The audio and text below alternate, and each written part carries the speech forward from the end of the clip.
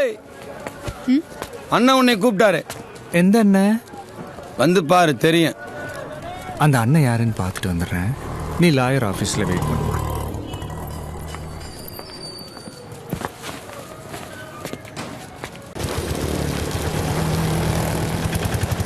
அண்ணா ஏய் போங்களே.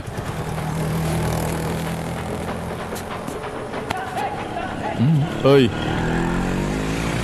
யார்ல நீ? எங்க வந்து என்ன வேலை பார்க்க?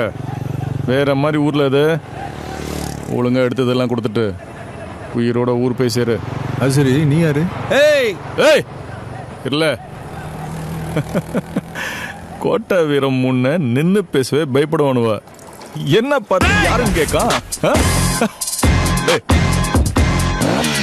ஓ, நீதானா அது?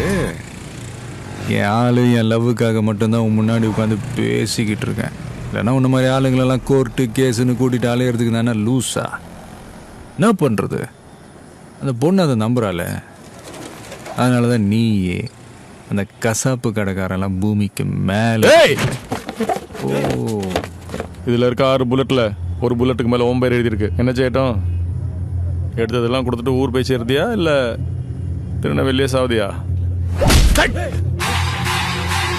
எனக்கு தான் ஒரு புல்லட் போதுமே, எதுக்கு 6 வச்சிருக்க?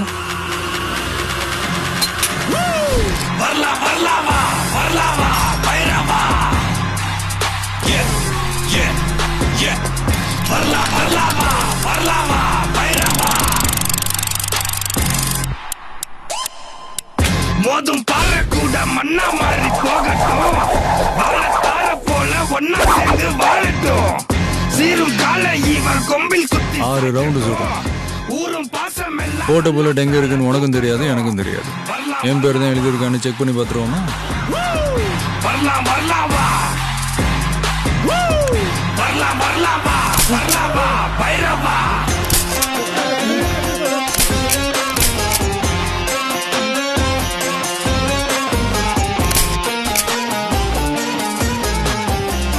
அஞ்சு ரவுண்டு சுட்டும் எனக்கு எதுவுமே ஆகலையே. எனக்கு என்னமோ அந்த புல்லட்டில் உன் பேர் எழுதியிருக்குமோன்னு தோணுது. வேண்டாம்ல, கன்ஃபார்ம் பண்ணிடுவோமா? கோட்டை வீரன், பயப்படாத மாதிரி நடிக்கிறவனுக்கு பேர் வீரன் இல்லடா.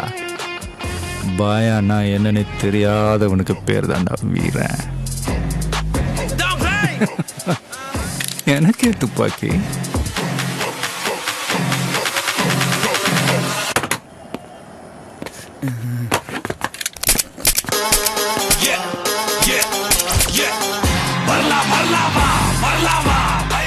என் பேர் எழுதின புல்லட் என்கிட்ட தான் இருக்கணும். காலேஜில் இவங்க அப்பனும் நானும் க்ளோஸ் ஃப்ரெண்ட்ஸ். அநியாயமா கொண்டுட்டானவ. தோத்து போயிருவான்னு நினைச்சோம். ஆனா அதிரடியா வந்து அவனோட அஸ்திவாரத்தையே அசைச்சிட்டீங்க. இனி அவன் தப்பிக்க முடியாது. நீங்க கொடுத்ததுல எதையெல்லாம் யூஸ் பண்ணி அவனை கிரிமினல்னு ப்ரூவ் பண்ணலான்னு பார்த்துக்கிட்டு இருக்கேன். அடுத்த ஹியரிங்ல கோர்ட்ல வச்சு அவனோட சாம்ராஜ்யத்தையே சரிச்சிருவோம். பாச்சைங்க சார். வரேன் அங்கிள். சரிம்மா. தம்பி 2 நாளா போன் மேல போனா போட்டுக்கிட்டு இருந்தாரு. எங்க அக்கா பொண்ணு போனே எடுக்கலையே. காலையில வாக்கியம் போலான்னு கதவை திறக்கிறேன், வளர்ந்தவர் வாசல் அடிக்கிறாரு. காலையில இருந்து இது வரைக்கும் 367 முறை மன்னிப்பு கேட்டாரு. என்னன்னு தம்பி எனக்கு தெரியாதா? எப்படியோ மனசு தெரிஞ்சு மனுஷனா வந்திருக்காரு. இதே மாதிரி எப்போதும் இருந்துட்டாருன்னா இறைவனுக்கு நன்றி. தினம் காலையில எந்திரிச்சு நம்பிக்கையோட போய் அந்த பைரவமூர்த்தி கோயில்ல எங்க பிரச்சனையெல்லாம் தீர்த்து வைன்னு வேண்டிக்கிடுவேன். அதுக்கு பலனா அந்த பைரவமூர்த்தியே எங்க வீட்டுக்கு வந்து எங்களை காப்பாத்துறதா நான் நம்புதேன். என்னங்க இதெல்லாம்?